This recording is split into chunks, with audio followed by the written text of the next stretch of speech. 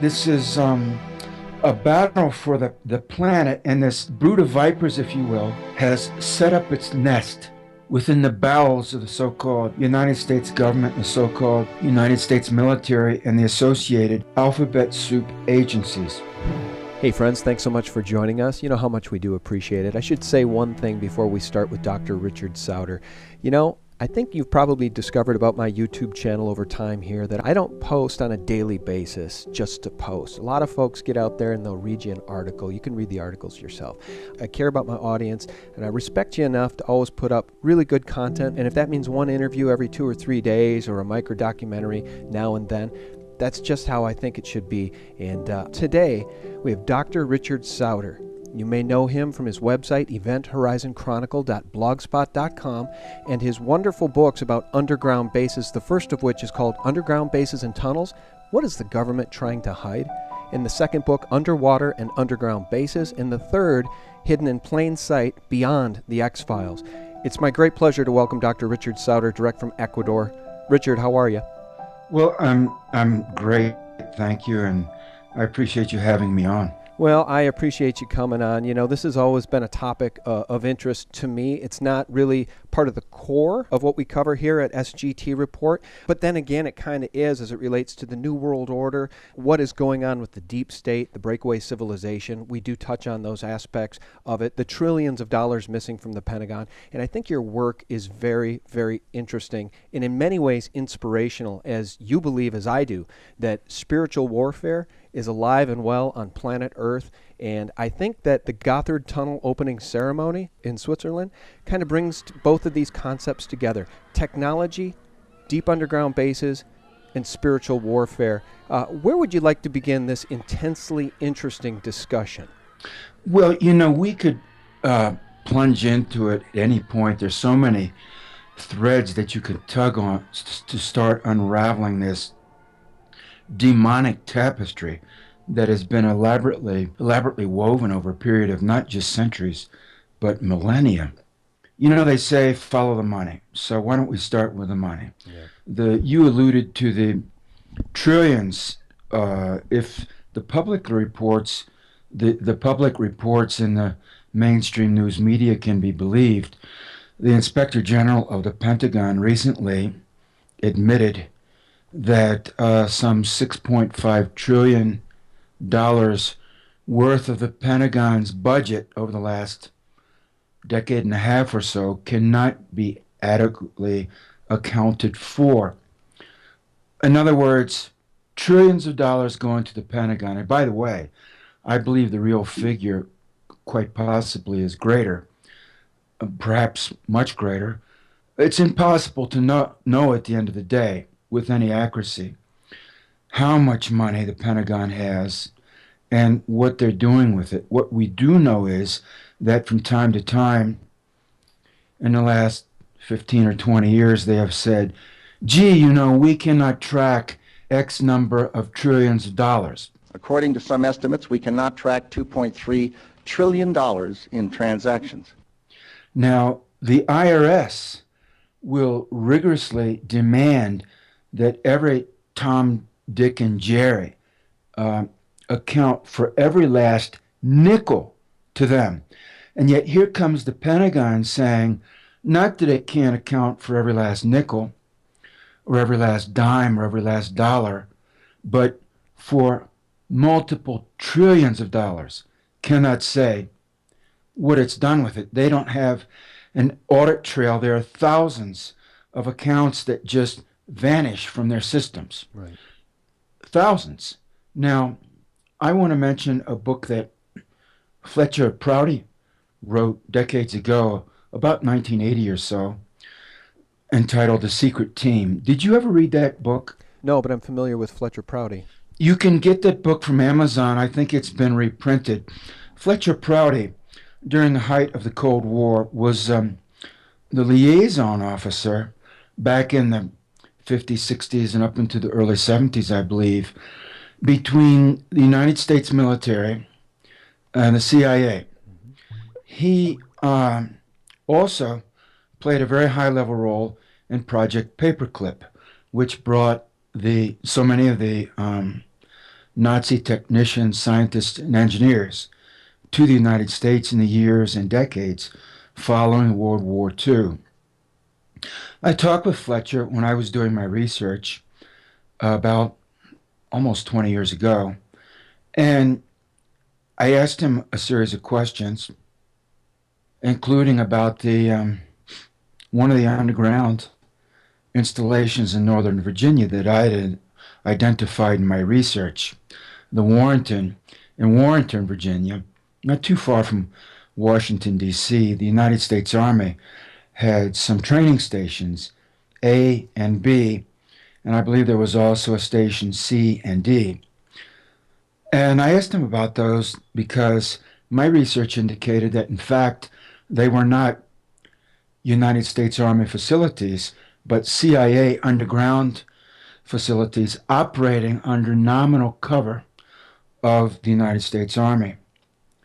So I asked him about that, and he said, yeah, there is an underground facility there, but I can't tell you anything about it because it is special access. Now, that gets to the heart of what he talks about in his Secret Team book, The Secret Team. I think the subtitle is The CIA and Its Allies in Control of the World, something like that. But the main title is The Secret Team. And what he reveals in that book is that, as of decades ago, that the Pentagon was riddled with literally hundreds of CIA cutout operations. In other words, within the formal organizational structure of the Pentagon, the CIA was running programs using its own personnel and who may have been in military uniforms, Coast Guard, Marine Corps, Navy, Air Force, Army, but they in fact answered to the CIA. And there were hundreds of these. They would be covert or clandestine programs.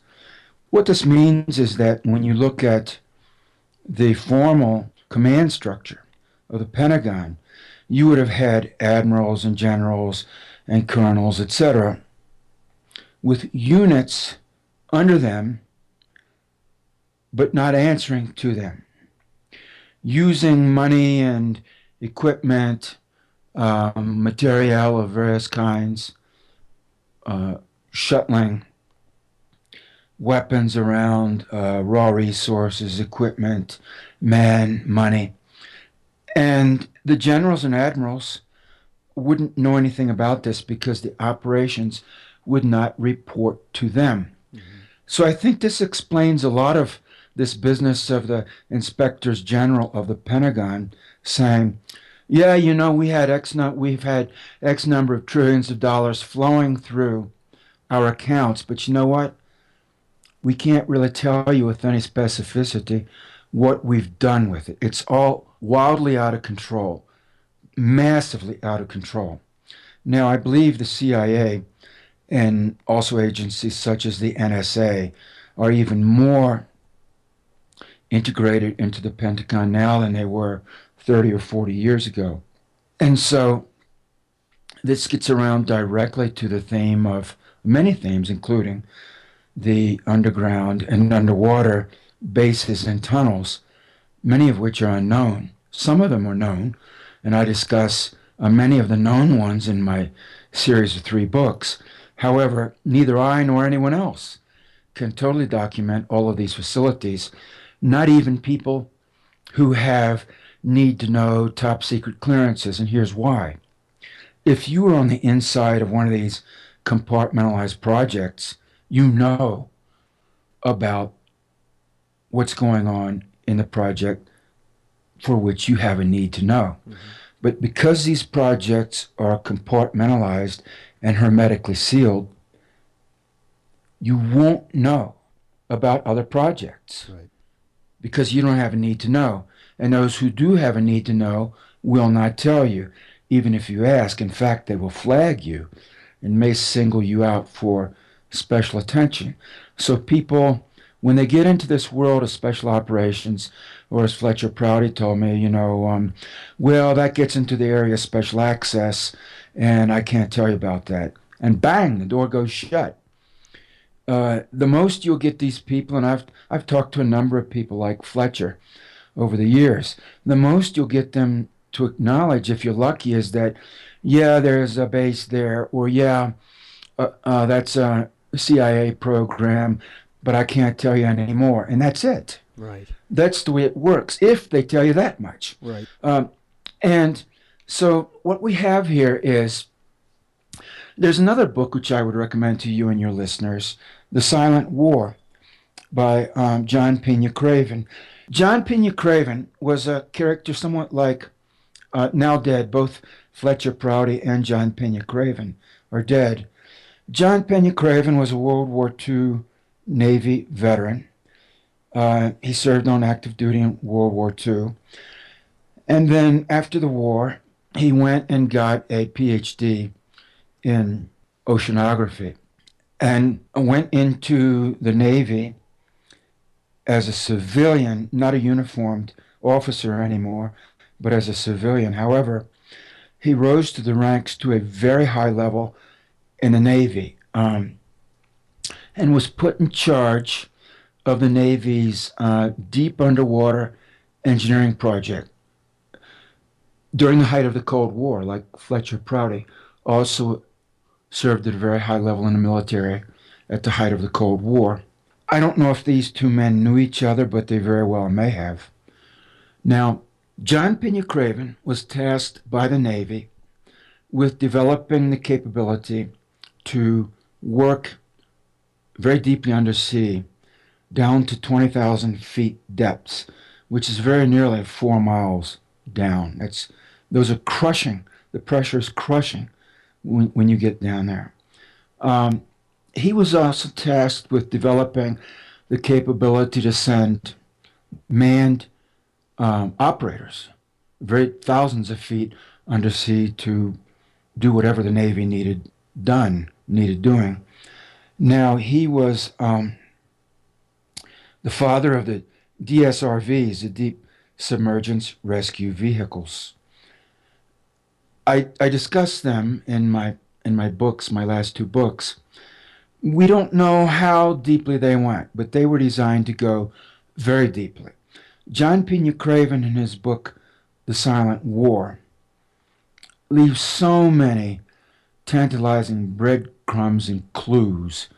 He's like all the rest of these sphinxes who have so many secrets to tell, and who want to tell many of them, but who are bound by their security oaths.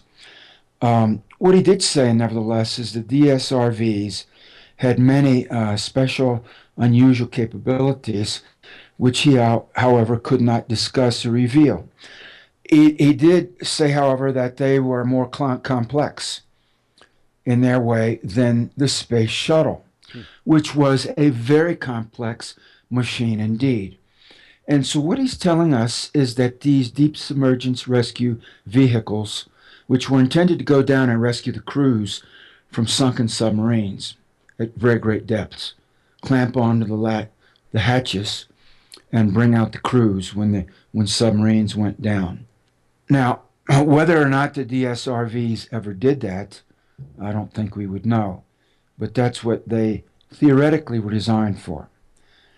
And, this business of saying they had technological capabilities that exceeded even those of the space shuttle, but he couldn't say more about their specific mission and what they really did, is very puzzling. I'm guessing the DSRVs had some exotic technology incorporated into them, and that they may have been transfer vessels for crews between undersea bases.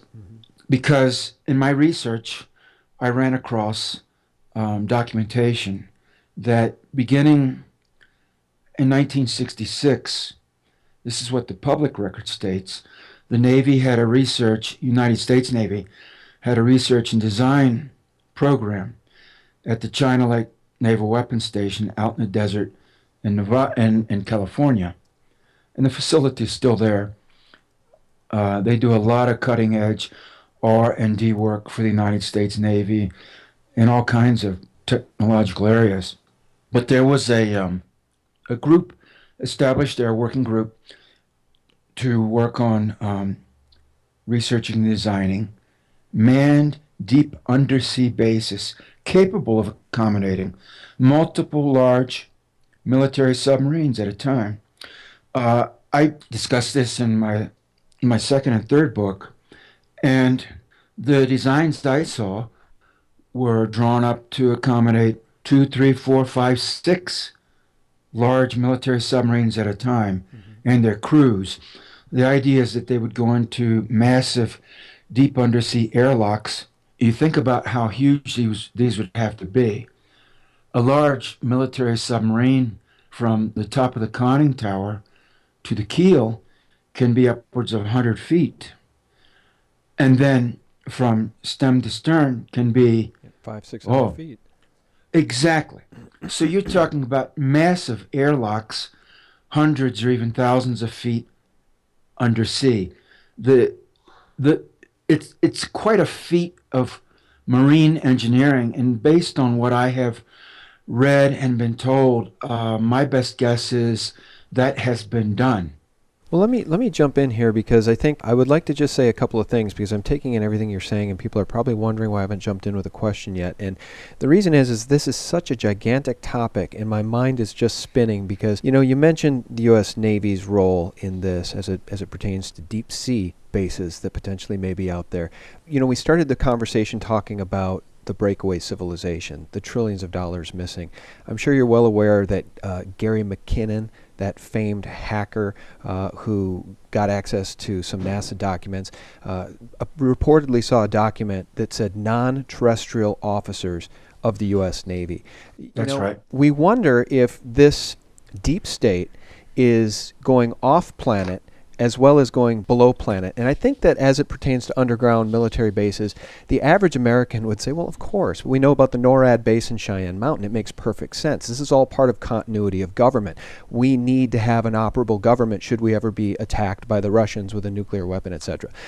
But guess what, guys? It goes so much deeper than that. And as I started the conversation, I mentioned spiritual warfare. What's another great example of where these underground bases and the technology to create these underground bases meets spirituality? CERN. CERN's Symmetry movie. CERN was developed right out in the open, really publicly, and nobody knew about it. And CERN, the tunnel in which the most elaborate, complex machine ever built that we know about sits, the tunnel is between 150 and 575 feet deep, almost 2 football fields deep, and it's massive. The technology exists to create elaborate underground cities. And Richard, I think your thesis is that the deep state has done just that. Well, yes, and for those who say that, well, we need to protect our government. Why? Your government is stealing from you. This so-called government that you need to protect is stealing trillions of dollars from you under cover of law, saying you must pay the taxes, and turns right around and says, but you know what? We can't tell you what we've done with it. Right. Why? Why must you have an organization that steals from you multiple trillions of dollars and then tells you that it can't tell you what it's done with that money? Why must you have that organization in your life? Why must you take direction from thieves and liars? Why? Why are you morally or legally bound to accept theft from your person and lies to your face? Please answer me that. Yeah, and I should say this.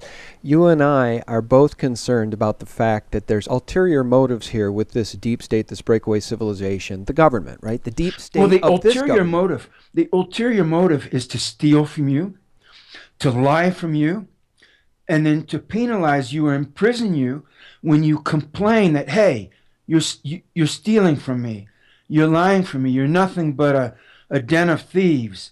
That's the ulterior motive. Jesus Christ spoke about the brood of vipers a couple of thousand years ago, and it's gotten so much worse since then. This is a battle for the planet, and this brood of vipers, if you will, has set up its nest within the bowels of the so-called United States government and the so-called United States military and the associated alphabet soup agencies. Mm-hmm. They are evil. They are thoroughly evil, and I'm not ashamed to say so. Well, I want to support you and say this. We see Hillary Clinton and those in power continue to lie about Russia and point fingers at Russia and Putin as being the evil force in Syria when we know it's this government, we know it's these intelligence agencies that are arming and supporting ISIS terror to topple Assad.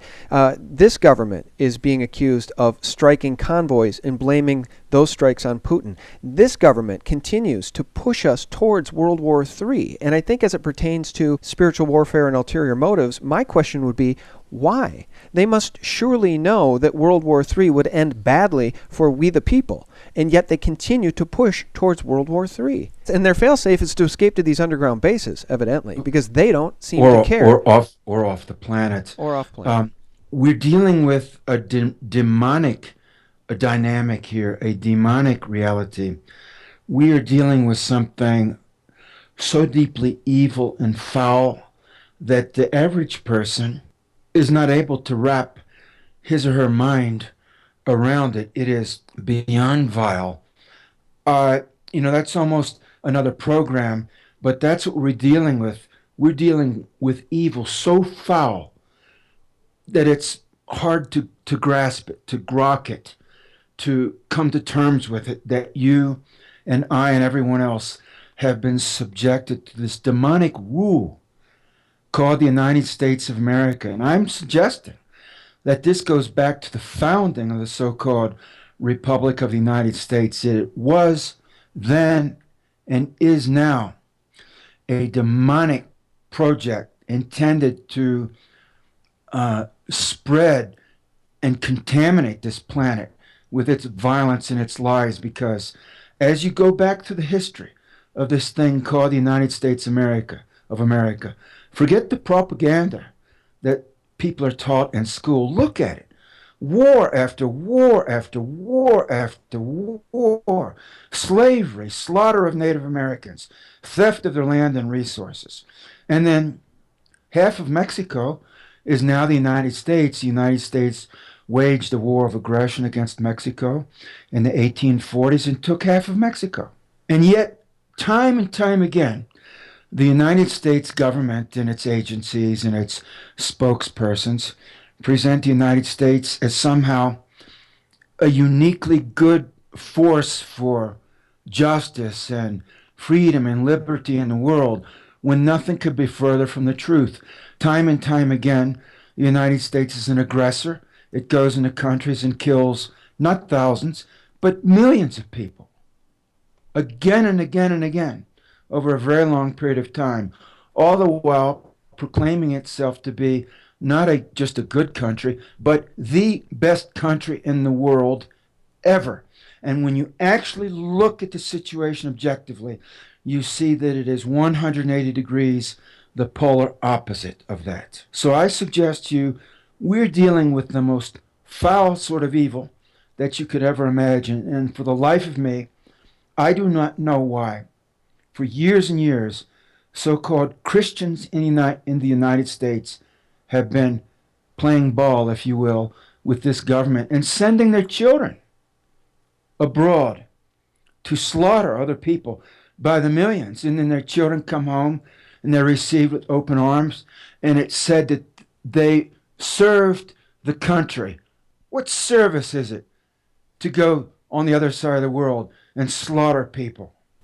Yeah, most of the folks that send their sons and daughters into those wars really don't know any better because they've drank the Kool-Aid since birth, and they haven't done any of the research necessary to wake up to the fact that the Federal Reserve is a private organization answerable to no one, maybe other than the City of London bankers and the House of Rothschild. These people don't understand the power behind the throne. And well, let me tell you, you raised a point about the Federal Reserve. Mm-hmm. If you dig into the United States Code, as I have, and I've blogged about this. If people want to go back through my previous blog posts, there's years of them.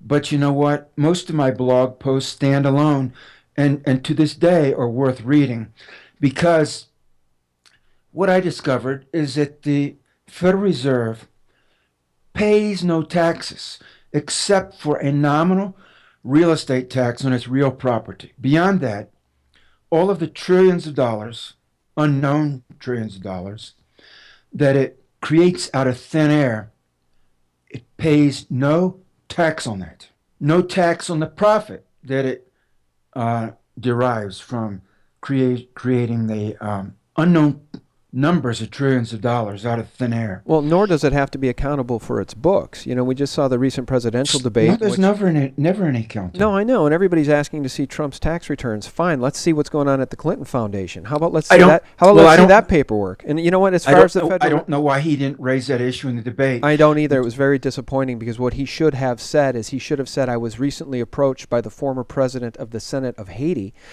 who is demanding that the Clinton Foundation records of all the monies being donated to the Clinton Foundation on behalf of Haitian people, all of which has gone missing.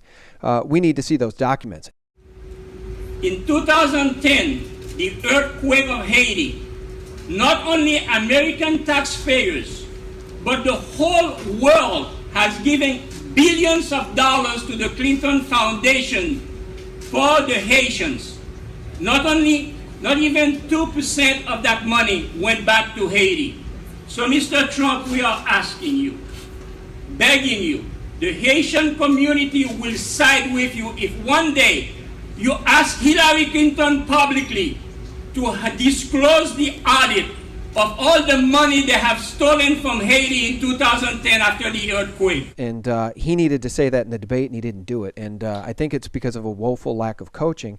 He spent the last 2 weeks campaigning, as opposed to she, who was, who knows where she was for the last 2 weeks. She was obviously preparing for the debate. And hopefully in the next debate he'll get his act together, because there were some very fundamental things he needed to keep reminding the American people about. Most people don't know that she's a hardcore criminal, part of the deep state, and that she committed perjury to Congress over her emails, her private email server, and some 30,000 emails which were never turned over, many of which were classified, which she denies.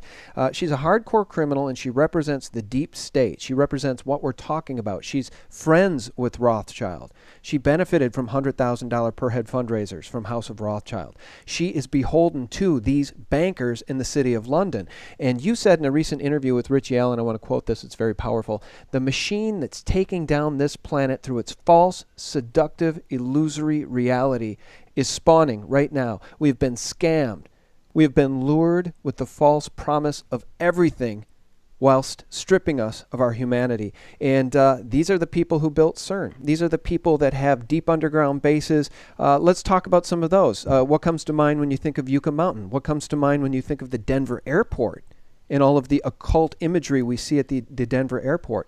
What comes to mind when you think of these deep underground bases, Area 51, things that are not public, but which you have spent time studying? Well, it's massive. That's what comes to mind. You know, when I first got into this research, I had written a short little article for UFO magazine and published out of Los Angeles at that time by Vicky Cooper and Don Ecker. And in the article, I had said that through my research, I could document a certain number of underground facilities, some of which were quite large and sophisticated, among them the Mount Weather facility operated by FEMA in the Blue Ridge Mountains in Northern Virginia, the so-called Site R, or Fort Ritchie alternate Pentagon Underground Command Center, right on the smack dab on the border between Maryland and Pennsylvania, and of course the Cheyenne Mountain Center, operated at that time by NORAD in Colorado, and that there were likely others, but those were some of the main ones that I could identify. And all of these are quite large, can accommodate hundreds or even a couple thousand people at a time, and in button-up status can button up for a month or more, maybe even years. And I published that article. At that point, I felt like I had exhausted the topic of underground bases. I had no idea of the extent of this thing. Well, about 6 weeks after I published that article, which came out, I think, in early November 1992, thereabouts. Um, I was deeply asleep the last week of 1992. In the early morning, I was suddenly awakened, and I was in a state where I was wide awake, very mentally clear, but my body was very physically relaxed and asleep. I was physically asleep, but mentally awake. It's a little bit of an unusual uh, state of awareness or being to find yourself in, but that was the case. So my apartment was very quiet. I was wondering, why did I suddenly awake? I didn't have to wait long. In a matter of seconds, I heard a voice speaking in my ear, just in one ear, in my inner ear. It was like, I don't know your age, but I'm 61, and when I was a kid back in the 60s, it was very, very much your age to have these small little transistor radios with a plastic earplug that you would put in your ear, in one ear, and listen to it. It was the forerunner of the earbuds that everyone runs around with today. And so it was like that, like having one of those little earplugs in your ear listening to the ball game on a small transistor radio. So the voice that spoke to me was that of an educated Caucasian male speaking normally accented late 20th century North American English.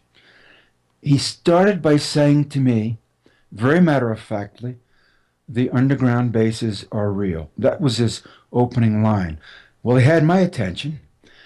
And I want to add here that from the first instant, I always understood then and now that a real flesh and blood man was speaking to me using some kind of voice to brain or voice to inner ear transmitter. That there was no magic involved, that I wasn't hearing the voice of an angel or a demon or Jesus or God or an extraterrestrial, but of a real flesh and blood man. Now, this was in what, 1992? 92. Yeah. Well, and we know that technology exists now. No one probably It did then. You believe it did then as well. Okay. And I have another book called Kundalini Tales. It's out of print now. If people want to buy it, they can, but I receive no royalties from it. You could also get it from interlibrary loan if you're in the United States. In Kundalini Tales, in the appendix, I reproduced a suite of mind control patents, psychotronic technology. Already, I think is in the late 70s or something like that, there were patents appearing in the literature, open literature, for microwave transmitters to transmit directly to the auditory cortex, to transmit intelligible sound. So if that appeared in the open literature in the 1970s, I'm guessing they had that in the 40s and 50s. And whoever talked to me used that technology or an associated or related technology. On the inside of these programs, compartmentalized programs and projects, there's a lot of spiffy Buck Rogers technology that we don't have in the civilian world, but they do, and they use it. Anyway, he went on to say that there was just huge projects and programs going on underground, and that the average person had no clue, but if they did know about it, they would be amazed and astonished. But in fact, because they don't know, what they don't know is out of sight and therefore out of mind, and they don't give it one thought. As he was talking, and he just talked to me in that way for 2 or 3 minutes, I was thinking, holy moly, because what he was describing was so huge, big facilities, lots of people working down there, lots of money, cutting-edge technology that we don't know about in the civilian sector topside. We just don't have it. And then he just stopped talking. he gave me this data dump as if to say, hey, guy, you know that little article you wrote in UFO magazine? You're just scratching the surface. It's so much bigger than you suspect.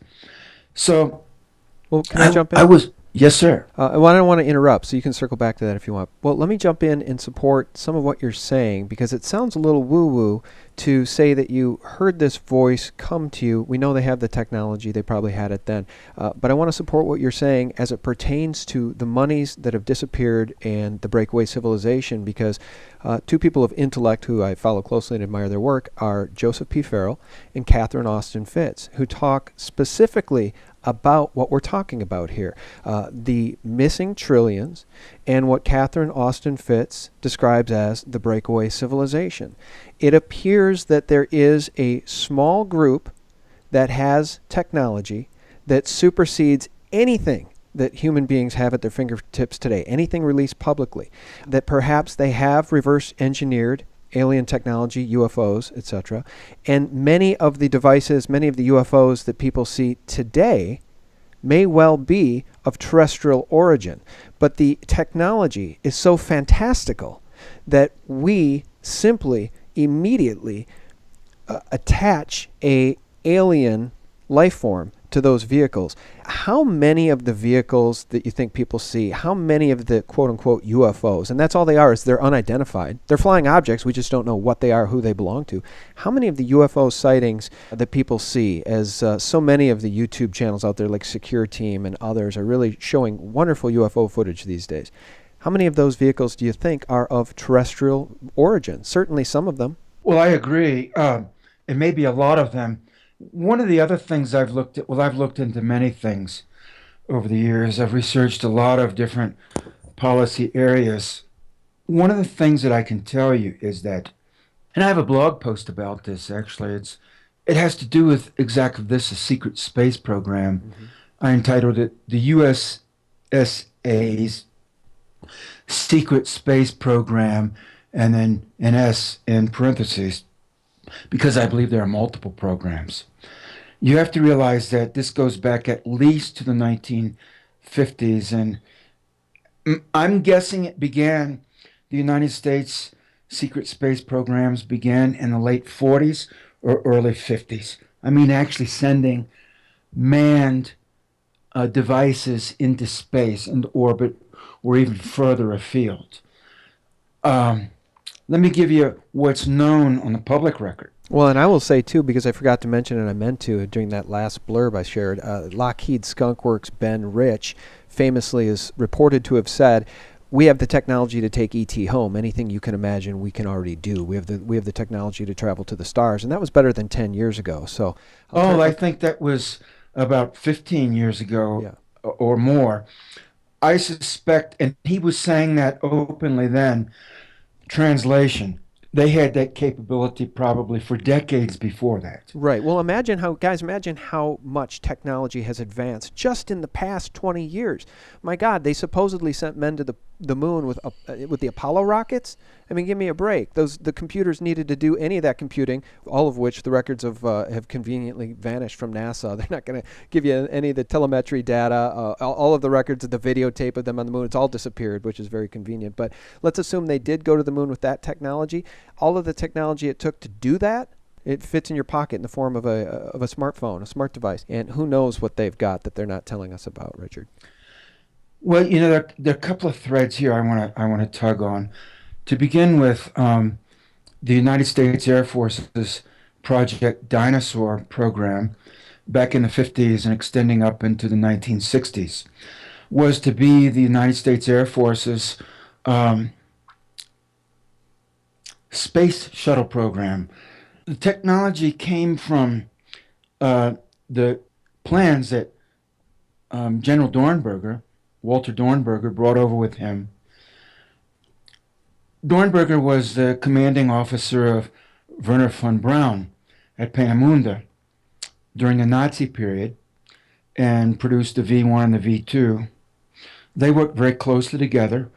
Project Paperclip brought both of those men over to the United States and seeded them both into the military-industrial complex, along with unknown numbers of other Nazi military officers, engineers, technicians, and scientists. But they were two of the big names. Dornberger, when he came over, brought the plans for the Nazis had plans for a space shuttle. They were going to put up an orbital space plane already in the 30s and 40s. This goes back to the Sangers, Eugen Sanger and his wife Irene, who were world-class aerospace engineers back in the 1930s, developed plans for this. They were German scientists and engineers. And this was taken over by Dornberger and his team. The Nazis back in the 40s were developing plans to put men into space. And if they had won the war, probably would have done that before NASA ultimately did it, and the Russians, using rocket technology, that is. Now, chemical rockets.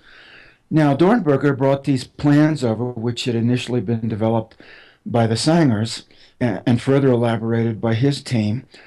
And the Air Force picked up on these Nazi plans and within 10 years was developing the Dinosaur program to put up United States Air Force officers into orbit. Dinosaur spelled D-Y-N-A-S-O-A-R. Now, publicly, the Air Force never flew its own astronauts using the Dinosaur technology into space. Interestingly, Neil Armstrong, supposedly the first man to step onto the moon, was an Air Force astronaut in the Dinosaur program and left the Dinosaur program, came over to NASA, and became a NASA astronaut. So that's the history, interesting history of Neil Armstrong. For whatever reason, his career did not follow the typical trajectory of most of the other early NASA astronauts exactly, although almost all of them were military officers, quite a number of them test pilots for the military. But very, very public-facing astronauts. And if anybody wants to explore what really happened in terms of the Apollo missions, I don't think we fully know. Some believe we actually went and landed on the moon. Others think it was a very big hoax. The Van Allen radiation belts being the #1 reason why we can't go there. NASA's recently said we still can't get past those Van Allen radiation belts. So how in the heck did we do it in the 60s? Watch the video of Neil Armstrong and the other two astronauts after they had supposedly just returned from the moon. And you're not going to see any three guys more depressed and sad-looking than those three. We really do wonder what happened. Let me segue back to the secret space program here because it's important. Okay. The military, United States military, over a period of decades, started and stopped 4 separate manned space programs, always giving various excuses after having spent billions of dollars and trained cadres of astronauts. The military has repeatedly trained and formed its own parallel astronaut corps, parallel to those of NASA, and then shut these programs down. What I'm suggesting to you implicitly is that these were covers for the real space program, right, which is not NASA but operates under cover of subterfuge established by the alphabet soup agencies. NASA is a trick pony. It's show and tell to deflect attention from what's really going on behind the curtain. And the United States military plays a huge role in this. The second military open military space program was the so-called Manned Orbiting Laboratory, which was supposed to fly in the mid-1960s. The United States Air Force, after abandoning, supposedly, the Dinosaur program, came up with a Manned Orbiting Laboratory and trained astronauts whom it was going to put into orbit in its orbiting laboratory. Now, then they very publicly shut it down. They said they weren't going to do it after all. At the same time, parallel to the NASA Apollo program, the United States Army had a program called Project Horizon. This was during the 1960s. They were going to send a series, quite a long series of, I think, upwards of 300 manned space flights to the moon to establish a United States Army military base on the moon. The project was called Horizon, Project Horizon. They were just going to have a years-long series of manned missions to the moon, similar to the Apollo missions, but they would have been United States Army missions. And then they shut it down. They said they weren't going to do it after all. They were actually going to do this before the Apollo program sent men to the moon, which raises the question as to whether they did it from some isolated launching pad in the Pacific or somewhere else that no one would be able to observe. Well, let me say one thing, easy to do too, because most people are not aware of the Air Force's X-37B space plane, which spent a year in orbit, completely classified, completely secret. They will not tell us what it was doing up there. They will not tell us what the mission was. And it speaks to the fact that the public-facing space programs have been dismantled because there's nothing for we the people. They're taking it all. We don't get anything. And it's all going into the deep state. Again, the Air Force, its X-37B space plane. Do you know about it? Did you hear about it when it blasted off? I mean, I'm asking the audience, guys. Yeah. Have you heard about it? Were there reports? Did you follow the reports of when it blasted off? No. It's all top secret. It's all classified. That's right. And then there's a fourth one. The United States military Air Force made a puzzling announcement in the late 1980s and 1989. The Air Force publicly announced that it was shutting down previously unknown secret space program. The Air Force had set up a parallel space shuttle program to run out of Vandenberg Air Force Base in California, which has a launch facility. It's like a military version of Cape Canaveral, if you will, but it's on the Pacific coast in California. And they announced they were disbanding or decommissioning a space shuttle launch control facility and mission control facility at Vandenberg, a launch pad, and that they were disbanding a theretofore publicly unknown secret cadre of 32 military astronauts. 32. They also revealed they had spent $3.3 billion on this project, which was publicly completely unknown until the day the Air Force announced they weren't going to do it after all because it was duplicating the NASA program and blah, blah, blah, blah, blah. So there's an example of 4 separate United States military manned space programs that they started, they developed, they trained astronauts, they were going to do it, and then they say, but no, we're not going to do it after all, because it duplicates what NASA is doing. Do you see how the fix is in? Do you see the shell game? I'm suggesting that this was all just public relations cover to conceal what they're really doing, to deflect scrutiny from their actual activities. And that when the Pentagon then announces, well, you know what, we just looked at our books and we don't have an audit trail for $6.5 trillion. We can't account publicly for what we've done with that money. And oh, by the way, the records for thousands of programs are missing. You know, there's just these thousands and thousands of files and accounts that, gee whiz, they just vanished. I don't believe a word of it, and I'm suggesting that neither should you. Yeah, you can't misplace $6, $7, $8 trillion. The IRS sends people to jail over thousands of dollars, and here you have the largest agency in the United States government saying we can't account for multiple trillions of dollars, and nobody in government does diddly squat. Well, that's right, but the Pentagon, the deep state, the apparatus controlling the Pentagon, right, is the same apparatus that controls the IRS, which is the collection arm of the Federal Reserve. So, of course, the IRS will target... pays no taxes. The IRS will target we the people, but it won't target the agencies. And you're right, the fix is in. And I guess just to circle back to this idea of deep underground military bases, what do you really think is going on? Because anything you can conceive of. I wonder, any though, things that you cannot conceive of. Yeah, and I wonder because, we know about the Dulce base and all the UFO sightings over there in New Mexico. We know about, I mentioned Area 51. How about the far more secretive S4 facility in Nevada?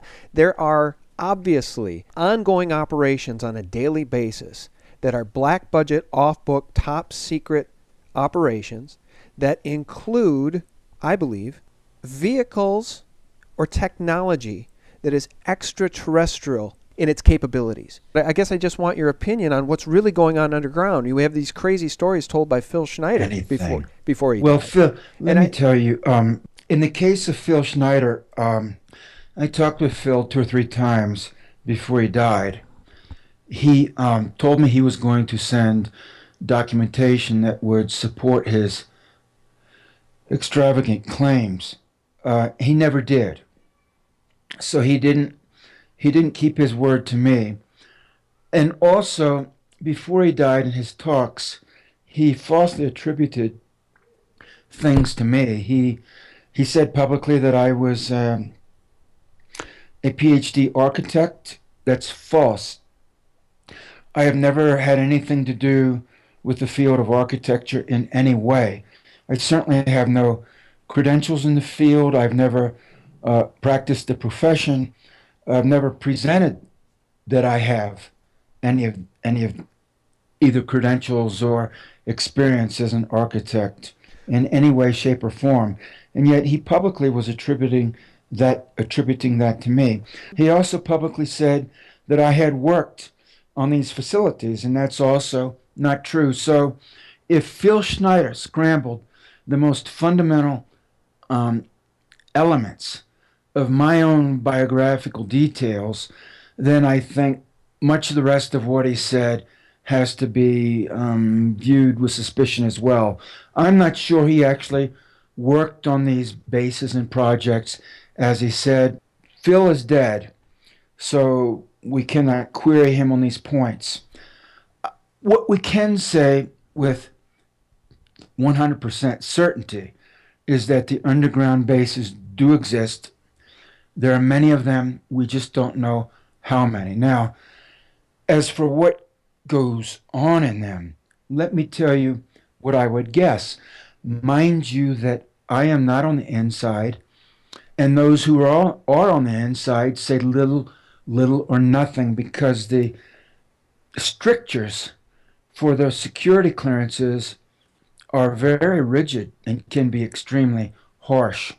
Now, at the least, we're dealing with probably artificial intelligence down there, massive quantum supercomputers, for example, with capabilities beyond our imagining.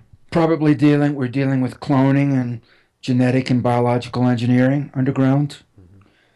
I would guess, from everything I've been told, there are extraterrestrials here of various factions with various motivations, and that the United States military or certain factions in the military and other agencies, not all of which are governmental, by the way, are working with ETs underground, which may or may not be flesh and blood. Some of these ETs may be AI, artificial organisms, not biological organisms, but it's hard to wrap our minds around this. Vastly aware, vastly conscious, vastly intelligent entities that are not biological, but are artificial intelligences. But who would want to use and interface with biological entities, such as willing factions within the alphabet soup agencies, within Wall Street, within institutional religions, within governments, if you follow me. within industries, within Fortune 500 companies. You see how demonic this could get. And the orientation of these artificial entities could be very negative from a spiritual point of view. Right. And that actually is why I brought up the Phil Schneider thing. Could part of the deep state be working with off-planet extraterrestrial biological entities? Is that possible? Well, that would be my best guess. Yeah, yes. or as many would say, and as many have argued, what these really are not off-planet extraterrestrial biological entities. They're spiritual entities. They're demonic entities. And I think both and. Maybe it's both, because there are definitely factions within the deep state, the City of London, the bankers, that appear to be satanic in their belief system and in who they worship. They're Luciferians, many of them. It's documented. So we do wonder, how far does this trickle into the deep state? You know, how much of this is spiritual warfare, as I mentioned at the beginning? A lot of it. Yeah. And I won't just say that many of them appear to be satanic. I will flat out say that many of them are satanic. Mm-hmm. They do not mean well. They are in the service of great evil. And how else to explain the ongoing... This planet is being taken down. The biosphere on this planet is being taken down. There is now underway on Earth a vast extinction of biological life forms across the gamut. It spans the spectrum from, very small life forms, the plankton in the ocean, for example, all the way up to human beings, elephants, large mature trees. The great forests are being destroyed. More and more species of life are going extinct. The bees are disappearing. Butterflies are disappearing. Frogs and turtles, more and more, are disappearing. The plankton, the phytoplankton in the sea, are disappearing. In the Pacific alone, there's massive mortality of plankton due to the radiation entering the ocean from Fukushima. Now that matters because something like 40% of the oxygen on this planet is produced by phytoplankton in the world's seas. So when you have a massive mortality event for the phytoplankton in the Pacific Ocean, which is the largest ocean on this planet, that hits us at a real basic level because we are oxygen breathers. So you can see that there is a multifaceted operation underway on this planet to knock out, to KO, to kill the biosphere. Right. And you see it happening in many ways, on many levels, in virtually every region of the planet. And if you focus on each element individually, you can lose sight of the big picture, which is that this is in fact globally coordinated, and it's vicious. Well, we've spoken on many occasions with Dane Wigington of Geoengineering Watch, and he could support everything you're saying. It's the complete destruction of the biosphere, and if it isn't reversed, and reversed immediately, it will spell the doom of humanity. And boy, I wanted this to be sort of a fun, uplifting conversation, and here we're both coming to the same conclusion, which is that there is a demonic entity that is steering humanity in a very, very dark and almost irreversible direction, if not for the power of divine intervention, which I do think to some degree we are seeing. And it is what we need to pray for. It's what we need to hope for and pray for, is divine intervention. Let the light of truth shine on this demonic deep state. And it's the light of truth that can save us. I agree with that. And elevating the level of consciousness and awareness of the average human being, not of a few highly informed individuals, but of the average human being, of the race at large. That's salvation of humanity, because if we don't elevate our level of awareness, then we're done for. Frankly, we are toast. We don't have a lot of time. We don't have the luxury of time. And while I certainly believe in a universal creative intelligence or force that we frankly cannot understand with our limited intelligence, I also believe that look around our solar system at the number of dead planets. I think, this is my belief based on the sum total of my reading and study, is that in the past, planets such as Mercury, Venus, Mars, and the Moon had biological life and congenial conditions conducive to biological life, and that in the past there was a planet between Mars and Jupiter that exploded, that in fact this solar system is being taken down one planet at a time. Mercury is already uninhabitable. Venus is uninhabitable. Mars is uninhabitable. There is an exploded planet between Mars and Jupiter. This planet is in the process of being rendered uninhabitable. Do you see what I'm saying? That this solar system is being taken down one planet at a time by a force, by an intelligence, by an awareness for whom time is not such a major factor. Victory is. And victory for it consists in taking out one planet after another. I submit that we are seeing a mighty, very malevolent war engine or war machine at work if you have the eyes to see it. And it is sophisticated, subtle, cunning, powerful. It operates in the physical realm, in the spiritual realm, in the emotional and psychological realm. It is patient beyond all understanding. If it takes it 10,000 years, that's fine. If it takes it 1 million years, hey, it has all the time in the universe. I think that's what we're up against.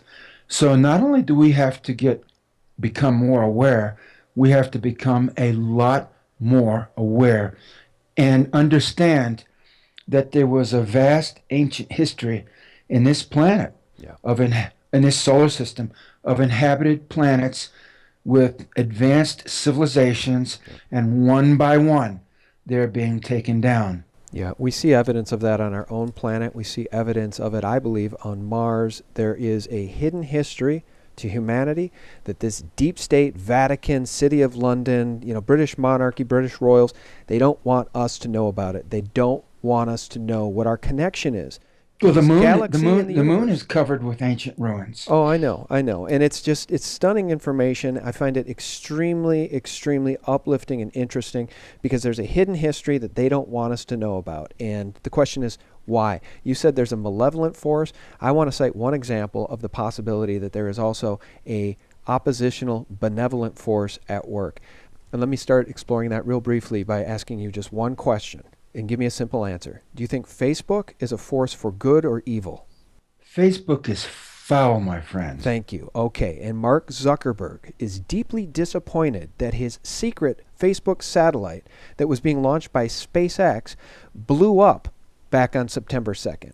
And it blew up because some little UFO drone, I don't know what, flew by it and appears to have blown it up. I don't know if that was divine intervention. I don't know if it was some oppositional force within the deep state.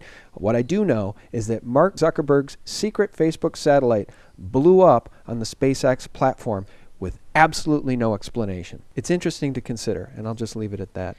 I don't think it was divine intervention. My perception is that God or the Creator, whatever term you want to use, has endowed us with all the faculties necessary to take care of our own affairs. I suspect, and I've communicated with other people who have, who purport to have seen in visions of various sorts the future possibilities of this planet. And what's coming into focus for me is that, yes, we are in deep trouble. And if we are to be rescued, it will be a self-rescue. There will be no cavalry coming to our assistance. We have every capability, everything we need to rescue ourselves, if we will. It comes down to the desire of the human race. What does humanity desire? Does the human race desire to continue and to be sovereign, self-determining? If so, then we, the human population of this planet, have the unique privilege and duty and capability to rescue ourselves. Amen. I love it, and I concur. Guys, I think the common belief is that any author who's written several books must certainly have deep pockets. You write books, you make a lot of money. I want you to know that Richard has really taken this plight on for humanity. He's taken the battle on to try to wake people up, and he lives in Ecuador. And, you know, Richard, I don't want to say you've taken a vow of poverty, but you're not a rich man, and if anybody out there listening cares about you and your work, we'd like to help support you. I will put the information on how people can donate to you below in the more information section, and I would just ask people to look in your heart. And you know, this video will probably get at least 20,000 views, maybe far more than that. If everyone listening gave $1, $5, we could really make an impact on Richard's life. And Richard, I want to thank you very much for your work. Any further comments? Well, thank you. I very much appreciate that. I would like to say that, yes, as a result of my work and research, I'm a very marginalized individual. We didn't talk about my previous history of anti-nuclear activism, for which I have been arrested multiple times and incarcerated in a dozen different jails, prisons, and detention centers in the United States. You know, having an FBI record causes all kinds of problems and issues as you go through life. And it's true, I have not, though I hold advanced degrees from different universities, I have not had a corporate career or governmental career. So for me, there is no pension. There is no savings. There's no offshore accounts. You know, it's big nowadays to buy property in Panama.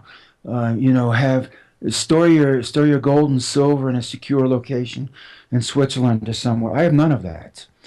Never have had any of it. And when you go up against this machine, so to speak, and you realize early on what you're facing, you cannot have an ordinary life. For me, it began early on. Now there are many people, thousands and thousands, who share many of the same realizations as I, in many cases because of my work. Because I went out front and I took the flak. I went to jail. I wrote the books. Eventually I left the United States and came to South America seeking some answers, and I did find some answers here and continue to find some answers, but it reached a point where I no longer could live in the United States. I just couldn't do it anymore for a whole suite of reasons, political, economic, legal, social, spiritual, just a whole constellation of reasons that together led me to leave the United States and remain away. I do not intend to return to North America. I intend to remain away. And I would say that, again, I kind of was one of the people in the vanguard. There are more and more people now realizing that the United States is not for them either, and are coming, leaving for a number of other countries, including countries in South America, such as Ecuador. And I would say if anyone listening wants to come to Ecuador, contact me. My email address is on my blog site, eventhorizonChronicle.blogspot.com, and I'll put you in touch with people who can help you move in A to Z. I don't do that myself. I'm not set up for it. I don't have the the documents and the proper legal status to do this, but there are people here who do that and are good at it and practiced at it. So if you are listening and you want to get out of the United States or Canada or France or Germany or wherever and come to South America, to Ecuador, contact me and I'll put you in touch with people who can greatly facilitate your move. Yeah, well, that's very generous. And guys, again, Richard is sort of off the grid to the extent that he doesn't have a bank account. He doesn't have a PayPal account in the traditional sense. So donating money to him is a bit of a challenge. Again, the information will be below in the more info section. And, you know, for, I suppose, the 10% of you that really care enough to try to make an impact on somebody else's life, I think we all care. We're all caring people, but we're busy. I find about 10% of the audience is engaged enough to actually take action. And if you're one of that 10%, I want to thank you in advance. Find a way to send Richard $5, $10, even $1. He even accepts Bitcoin, and that information will be below. You really, truly can make an impact on his life, and on behalf of SGT Report, I'd want to thank you for that in advance. Richard, thanks so much for your time, and for the audience, guys, if we just scratched the surface here, so if there's more you want to hear, if there's directions you wish we had gone, if there's directions you'd like us to go deeper into, please leave us the comments below, and Richard, if you're willing, we'd love to get you back on again in the future. Well, that'd be fantastic. We could go for hours. There are many things to discuss. I would like to leave you with this parting thought. One of my degrees is in forestry and ecosystem management. We simply must repair the ecosystems on this planet. We have to reforest the planet, and we have to clean the seas so that the marine life can flourish once again. If these vast ecosystems, the great forests and the great marine ecosystems, are not reestablished, this planet is not going to be habitable in any meaningful sense. So it's a huge priority. I don't know exactly how we're going to do it. I only know that we must do it, and we have the capability to do that. Well, the capability definitely exists technologically, I believe. The question is, do the people have the will to move this government? That's the issue, and it gets right around direction. to Right. the survivability or the survival instinct of the human race. How bad do you want to live? How bad do you want to rescue your planet? If the answer is you'd rather text message on your iPhone, well, then I guess it's over, isn't it? Yeah, in that event, it would be. Now I see people walking around. They even walk out into traffic, crossing, the street, texting. They're in their cars. They're at the traffic light, and they're texting. At this point, all over the world, it appears the priority is you got to answer this text message. Not in 5 minutes, not in 5 hours, but right now. Yeah, well, it's that Pokemon future. It's that transhumanist future. We've seen what happened with the Pokemon test, right? And the CIA organization behind the company that gave that for free. The people are more than happy to behave like sheeple if they get consumed by the technology. And I think that's where they're going to take us. Maybe we should pick it up. I've known people who, I'm in conversations with them, talking with them, their cell phone buzzes, bzz, bzz, bzz. They abruptly cut off the conversation with me and go to their cell phone. This is quite common. No, I know. And maybe we should pick up the conversation here the next time, which is the transhumanist future that awaits us should we allow it to unfold. And again, the Pokemon example is just one example of how slippery the slope is into the machine is spawning. Yeah, human machine beings is spawning. Well, right and they now. want, that's right, and they want humanity to merge with the machine. And that really, at the heart of it, describes the beast system that they are steering us toward. Well, this is one of the premises of the Terminator movies. Yeah, Skynet. It's the premise of the Matrix movies, and of some other sci-fi movies that have come out. This is what we're faced with. I think that we were actually given a download by Hollywood, whether advertently or inadvertently, of the reality, not the future reality. It's being phased in right now. Yeah, I've covered that. Hollywood's predictive programming. That's right. Well, we'll pick up the conversation here next time. And guys, our guest has been Dr. Richard Sauder. Please do visit him at his website, eventhorizon.blogspot.com. Find his email, reach out to him, and a more direct way to do it and to make an impact on his life right now is to go into the more info section and find a way to make a donation to help Richard so he can keep writing these books and doing his research. Richard, thank you so much for your time. Thank you. We really appreciate it. And guys, if you stuck with us through what has been one of the longest interviews I've ever done, but certainly one of the most gripping, I want to thank you. Thank you for liking it and sharing it with others. And I want to thank you for subscribing if you haven't already done so. Thanks for visiting us at sgtreport.com as well. Real news 24/7. God bless.